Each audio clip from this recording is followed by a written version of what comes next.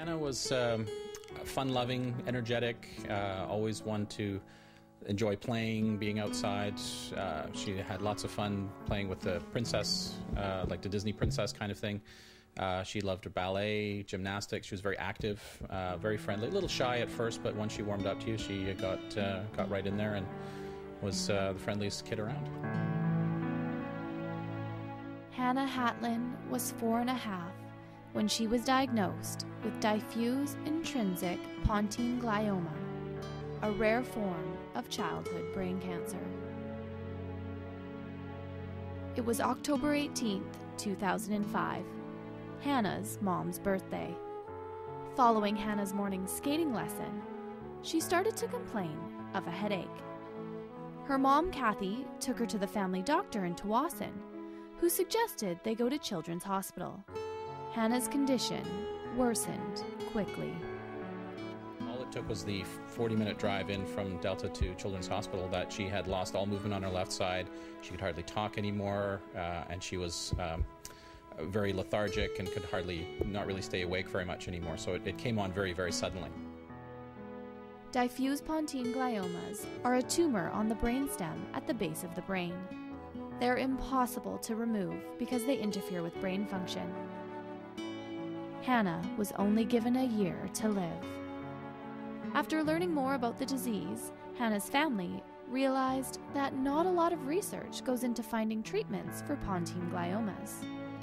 When we kind of realized what the level of funding and research for pediatric brain cancer in particular was, we were kind of shocked. It was the number one killer, solid tumor killer of kids, outstripping things like AIDS, leukemia, hepatitis, all those kind of things combined.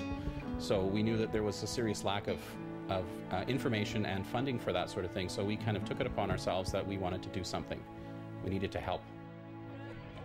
So, while Hannah's condition worsened, they started fundraising. Their first event was a pub night. I can't tell you how overwhelming it was. There were things dropped off on my porch. My porch was filled every night with items and donations and gift certificates and food, and people were calling, and Tor knows too. I mean, it was just, we couldn't believe it. I think everybody walked into the place that night and was in shock. We sold it out, plus we oversold it to the point where the fire marshals were wanting to kick us out. But everybody was just so fantastic in this community, and we just are so appreciative of it all. I know that Tor and Kathy your support was unbelievable. It was overwhelming. Yeah, it really was.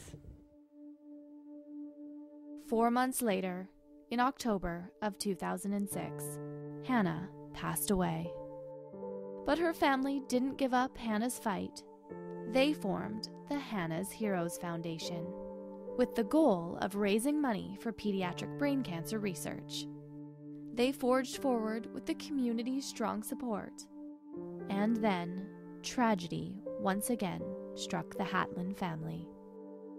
My wife Kathy was diagnosed 6 months after Hannah passed away with leukemia and breast cancer, and she passed away last October. So, yeah. But the family couldn't stop their fight. Even when Kathy was diagnosed, the most important thing for her was for us to carry this on. And, she still wanted us to find a cure for Hannah's pontine glioma and to still keep up the foundation. And, she was right to the very, very end. That was really very important to her. So it just kind of spurred us on even more, even through all of that. It's always fun to imagine what it could have been had we had time to, opportunity and to have a cure before. It got to the point where there was no way to treat either one of them. There's so much medical research going on all the time that you wonder when that breakthrough is going to come. And you want to be that person that has that happen. And through Hannah's Heroes, they are trying to make this happen for other families.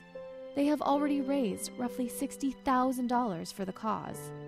And just this spring, they gave a $35,000 grant to a medical grad student to specifically study childhood brain cancers. so we can continue the research that they've already done and hopefully do more. And that's something we want to try to keep going on an annual basis.